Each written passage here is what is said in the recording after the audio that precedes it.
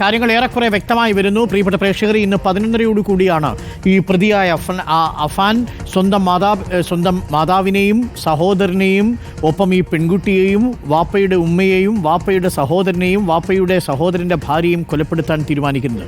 11:30 കൂടി ഈ ഉമ്മയുടെ കഴുത്ത് ഞെരിച്ച് കൊല്ലാൻ ശ്രമിച്ചതിന് ശേഷം വെഞ്ഞാറമ്മൂട് പോയി ചുറ്റിക വാങ്ങിക്കൊണ്ടുവന്ന് ഉമ്മയുടെ തലക്കടിച്ച് കൊലപ്പെടുത്തിയതിന് ശേഷം അവിടെ നിന്നും പാങ്ങോടുള്ള വാപ്പയുടെ ഉമ്മയുടെ അടുത്തേക്ക് പോവുകയും 95 വയസ്സുള്ള വാപ്പയുടെ ഉമ്മയെയും അതേ ചുറ്റിക ഉപയോഗിച്ച് കൊലപ്പെടുത്തിയതിന് ശേഷം ആ വാപ്പയുടെ ഉമ്മയുടെ മാല കവർന്നതിനു ശേഷം തിരികെ ഈ ചുള്ളാളത്തിപ്പോൾ അതിൽ പാലൂടെ നിൽക്കുന്ന ഈ ദൃശ്യങ്ങളിൽ കാണുന്ന സ്ഥലത്തേക്ക് വന്ന് അവിടെ വാപ്പയുടെ ജ്യേഷ്ഠനായ ലത്തീഫിനെയും ജ്യേഷ്ഠൻ്റെ ഭാര്യയെയും ഇതേ ചുറ്റിക കൊണ്ട് തലക്കടിച്ച് കൊലപ്പെടുത്തുന്നു.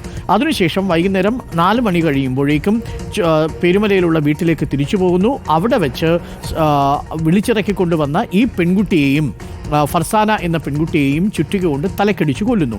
ഈ സമയത്ത് വീട്ടിലില്ലാതിരുന്ന 13 വയസ്സ് മാത്രം പ്രായമുള്ള തൻ്റെ കുഞ്ഞനുജൻ സ്കൂളിൽ നിന്ന് തിരികെ വരുമ്പോൾ അവനെയും ചുറ്റിക കൊണ്ട് തലക്കടിച്ചു കൊല്ലുന്നു.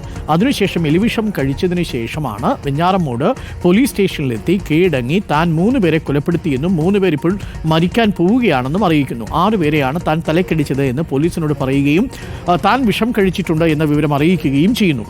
താൻ ഇവരെ കൊലപ്പെടുത്താനുള്ള കാരണം കുടുംബത്തിൻ്റെ സാമ്പത്തിക ബാധ്യതയാണെന്നും അതുകൊണ്ട് കുടുംബത്തെ ഒന്നടങ്കം ആത്മഹത്യ ചെയ്ത് കുടുംബത്തിൽ നിന്ന് രക്ഷപ്പെടാം, ആ കടത്തിൽ നിന്ന് രക്ഷപ്പെടാം എന്നാണ് കരുതിയതെന്നും പറയുന്നു. പക്ഷേ പോലീസ് ഇത് പ്രാഥമികമായി മൊഴി വിശ്വാസത്തിലെടുത്തിട്ടില്ല. അങ്ങനെയാണെങ്കിൽ വാപ്പയുടെ സഹോദരൻ ലത്തീഫിൻ്റെ ഭാര്യ സൽമയും എന്തിനു കൊന്നു എന്ന വളരെ പ്രധാനപ്പെട്ട ചോദ്യം ബാക്കി നിൽക്കുന്നു.